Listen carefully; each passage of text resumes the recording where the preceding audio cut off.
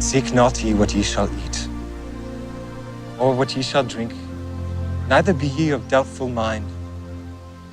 For all these things do the nations of the world seek after, and your Father knoweth that ye have need of these things.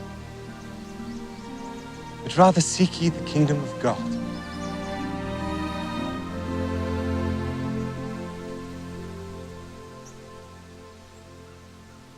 And all these things shall be added unto you.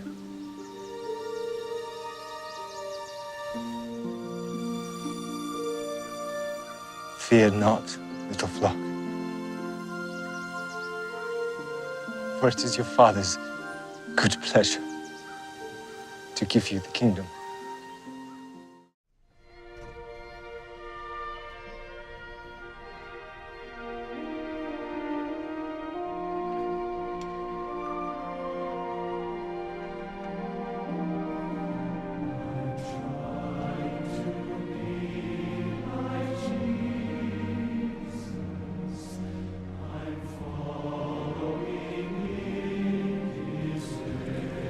With all my capacity, I encourage you to discover who you really are. I invite you to look beyond the daily routine of life. I urge you to discern through the Spirit your divinely given capacities. I exhort you to prayerfully make worthy choices that will lead you to realize your full potential. Our divine nature has nothing to do with our personal accomplishments, the status we achieve, the number of marathons we run, or our popularity and self-esteem. Our divine nature comes from God. It was established in an existence that preceded our birth and will continue on into eternity.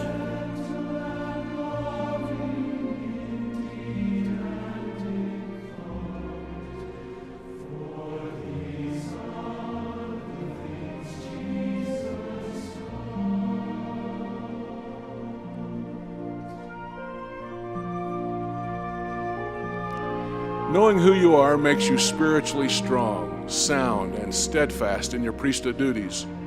You become confident with faith and determination to make right decisions.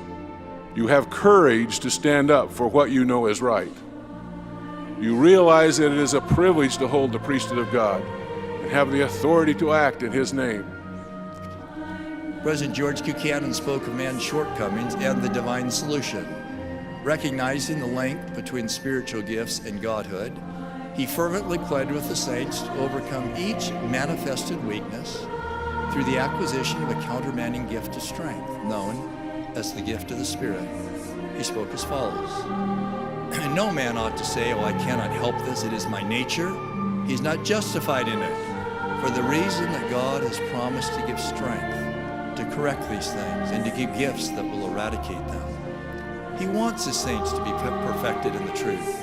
For this purpose He gives these gifts and bestows them upon those who seek after them, in order that they may be a perfect people upon the face of the earth, notwithstanding their many weaknesses, because God has promised to give the gifts that are necessary for their perfection."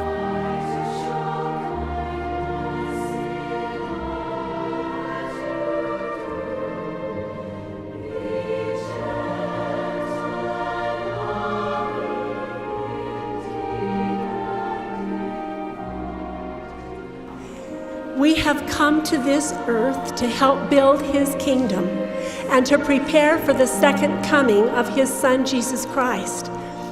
With every breath we take, we strive to follow Him.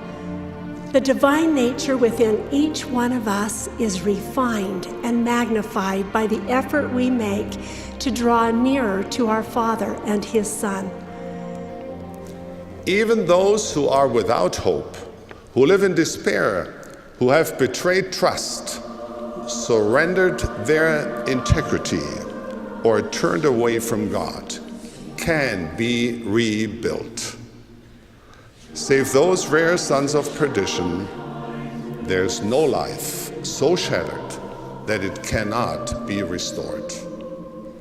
The joyous news of the gospel is this: because of the eternal plan of happiness provided by our loving Heavenly Father, and through the infinite sacrifice of Jesus the Christ, we can not only be redeemed from our fallen state and restored to purity, we can also transcend mortal imagination and become heirs of eternal life and partakers of God's indescribable glory.